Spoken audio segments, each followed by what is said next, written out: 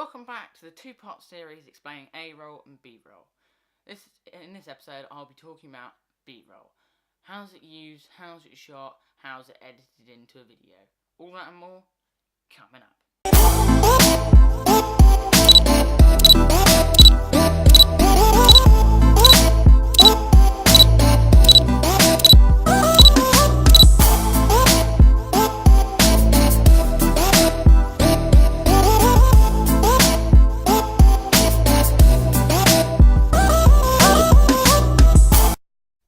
So, welcome to the video. As I said, I'll be explaining B-roll in this episode and hopefully giving you an example of both how to edit it and what it is, showing you a little clip of some B-roll that I will film in this episode and how to film it, which I shall also be filming in this episode.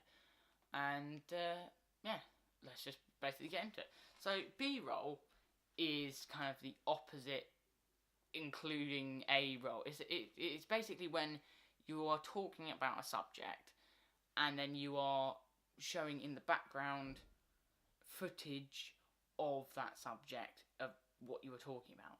So for example, on a news channel, if somebody is talking about a report on something or other and then they have their voice overlaying a track of the footage, whether it be some kind of crisis situation, it will be on there, some footage of that, and live footage from a report, and that's basically the baseline of B-roll. And I said I'll be giving you a show on the editing software of basically how to do that, but in the explanation of it, you will get the overlay track of the audio. So right now, if I'm talking, this is A-roll, I'll be getting the A-roll audio, and then either clipping that out from the footage, so taking away this footage, and just leaving the audio track to then overlay it with other pieces of footage, showing what I'm talking about. Or you will just leave the A-roll pieces of footage there, and then you will just get the B-roll and just place it directly over the top, but without audio from that B-roll, depending on the style of what you're doing. But yeah, that's the basics of B-roll, and yeah, let's get into the editing and filming side of it. Okay, I have loaded both pieces of footage that I shot for the B-roll off the VSD card onto the computer and into the editing software. I used a very cringeworthy example of panning a Buxton bottle, not sponsored obviously, and me talking to the shotgun mic as an improvised microphone instead of getting my lapel mic out on the camera, and I've just got my chin being filmed talking. And yeah, so now I've got it in the editing software. I presume, yeah, you can see the mouse. I'm just checking. Some editing softwares, you can just place one over the other and it will kind of just merge them.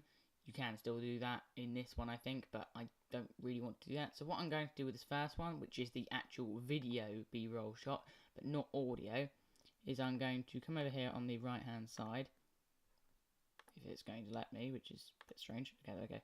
Split to video and audio, and just wait for that program to be completed. There we go. Now I'm going to head to the audio and delete.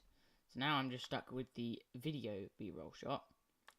Now I'm going to go down to the audio B-roll shot, and I'm going to copy the exact same transaction, splitting to video and audio. Now this time I'm going to delete the video of that shot and keep the audio.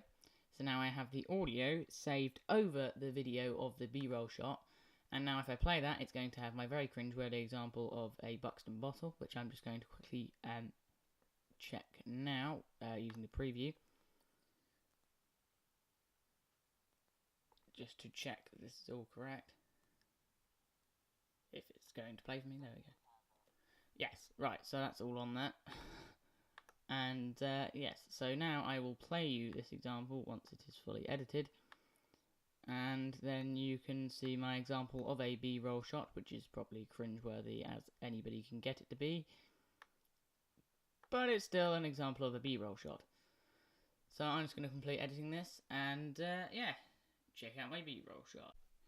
So here we have a lovely water bottle, Buxton, not at all sponsored here, but you know, just panning up and down, enjoying the lovely bottle, yeah, lovely plastic. So I hope you love my cringeworthy B-roll shot. At the end of the kind of editing example, you saw me cutting down the audio so that the audio fitted the video. Now that example of B-roll was only using one video shot to one audio shot.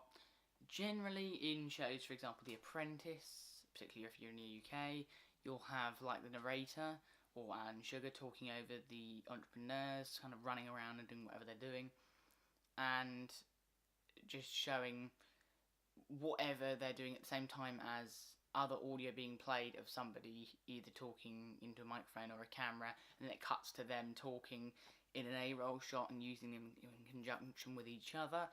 But as I say, in that one it was just a one-on-one with me talking using the shotgun mic to me just filming a Buxton bottle. So yeah, that's a pretty kind of simple shot. I don't know why my camera's adjusting to my face. I'm here.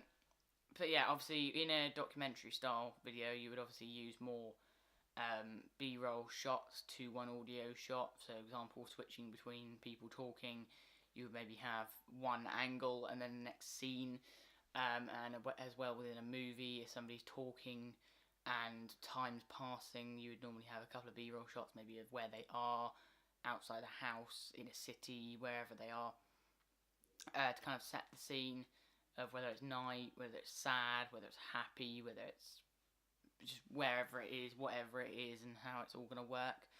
And that's kind of those kind of dynamics are stuff used in media to kind of present an idea and try and set the scene for the audience to see. But not getting that technical, it's basically just getting an audio shot with one or more video shots, putting them together and putting them in conjunction with A-roll shots like this, and then you have a decently good, depending on the quality of video and audio, lighting obviously being the most important thing within video, never forget that, then you should have a fairly decent mini movie. But yeah, hopefully you enjoyed this video, hopefully you learned a little bit, and see you guys in the next one.